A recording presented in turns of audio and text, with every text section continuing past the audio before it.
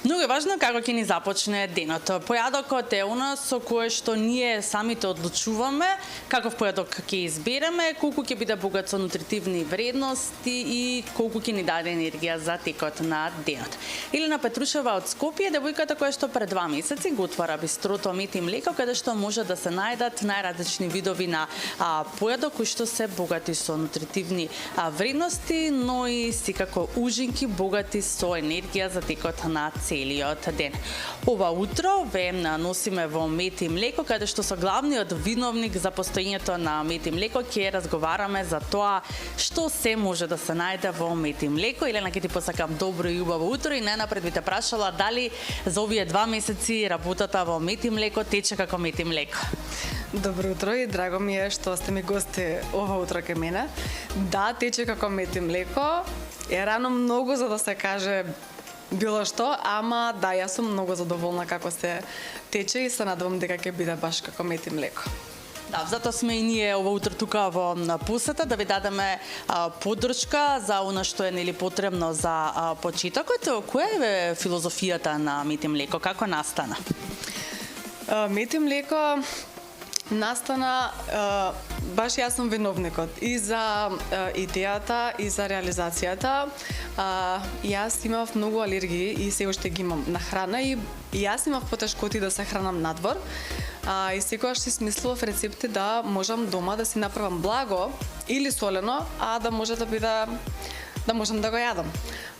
Сега веќе во ова време знам дека има многу и деца и возрастни што се со ваков проблем и проблем е и за дома и за надвор да најдат начин како да посебно за децата да им дадат нешто, сакаат тортичка, сакаат благичко, како и да е. И мислам дека беше добар момент, веќе можеби 2 години го осмислував тоа и сакав да се изреализира и веќе успеав. Се учат луѓето, доаѓаат, им се допаѓа и тоа е убав знак дека штом се враќаат, дека ова успева и дека ќе биде супер. Да, јас знам дека ти одамна уште откако малечка си готвиш, ги крадеш на некој начин рецептите од твојата мајка и баба. Кои рецепти што се може да се најде овде на вашето мени? Тоа е вистина, генерацијски така доаѓа кај нас и баба ми, мајка ми и јас многу готвевме. И секогаш сум делела така по пријатели, по друштво и ми викале треба да си отвориш, треба и така како на шала. Ама испадна да биде вистина и мислам дека ми помогна да ме поттурнат така малку. Може да се најде доручек, може да се најде блага закуска. Повеќе производи почнавме со помалку и така етапно ги зголемуваме, да, и ќе има и уште производи. Има солени, има благи, како што напоменав, се е правено без шеќер бели, благото е комплетно здраво и нутритивно е, да не се меша екалорично, затоа што е се апетисанов дека, ама е поздрава варијанта од другите благи. Нема печени торти и такви работи, се е засладено со мед, урми, масло кокосово, апетисани, така комбинации различни. Целата храна е здрава, но и секако е направена нели жива, како што споминавте, нема никакво печење, но вистина вака со очи нели може да се изедат, што може да се каже колку преубаво сите изгледаат сите овие сладки кои што се за ужинка нели или можеби за после појадокот, но сепак нели не треба да се претерува, иако се здрави, сепак имаат многу енергија содржат во нив. Она што е интересно е јас што го забележав е пројата со просо, малку необично, нели, што содржи пројата чива бешеве. Верувам дека е твоја идејата, нели, но може да ни споделиш од начинот на подготовка нешто. Питата од просо е дефинитивно убав доручек. Како замена за пројата, и таа ја има на менито, кога ќе ја пробаат питата од просо, се враќаат за неа повторно и не ја исклучуваме и пројата како убав доручек, ама питата од просо е супер варијанта за здрав без брашно доручек. Повеќето од производите се вегански, што се еве има веганско наменито за луѓето како што спомена и ти, кои од алергии, кои нели од своји лични причини се откажуваат од млечните работи и месните работи. Така е. Ке видите, ке снимите сигурно се што е во фрижидерот е веганско. Се е правено со кокосово масло и како што напоменав, нели заследувачите се природни. Се е врзано така, нема во нив употреба на било какво нешто млечно, хопла, шлак, се е чиста петисан во комбинации и нутритивно.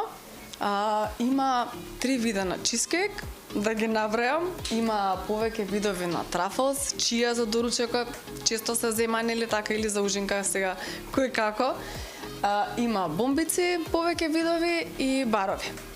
И се е тоа, нели, здраво, да не се грижиме многу дека внесуваме, нели, шеќери. Се навикнуваат ли луѓето на ваков концепт на бистро, каде што можат и да се земат и ужинка, и појадок, да се напијат и здраво цедено сокче или пак да се напијат кафенце? Да, се навикнуваат и мислам дека веќе во последните години не е само на мода и донесено од надвор, туку тука вистина го практикуваат тоа и веќе знаат во бистрото кога ќе влезат што очекуваат и го добиваат тоа. Да, има, не напоменав, и сокчиња цедени, кафе и блакце и дворучек, бранч, како ќе му дојдат, да.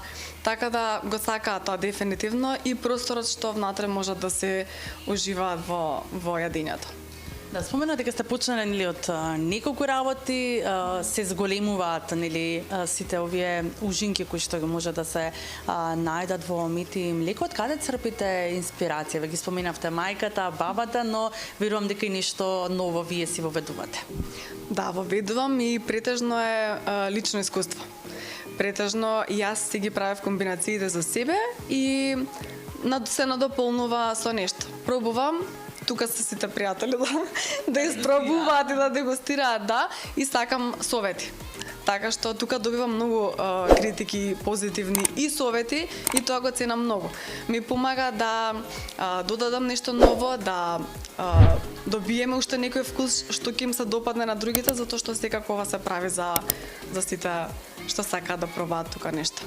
Да, но и одлично е, нели, сепак и децата уште од најранна возраст да се хранат еве на ваков начин, но спомена и ти претходно се поголем некако замав зема еве интолеранцијата на млеко кај децата уште од најранна возраст, па така што ова е добра замена, нели, за сите оние сладки кои што децата сакаат да ги внесуваат, но се, нели, богати со млеко, но ова е еден добра замена, нели, за сите дечиња да можат да се вкусат и благо, но и здраво. Така е, тука и локацијата, како што напомена, си го прави своето и помага многу. Околу има школа и доаѓаат дечиња. Нив им е уште малку така непознато, ама се пронаоѓаат. Секој дете во некој вкус ке се пронајде да проба нешто, им се допаѓаат, да.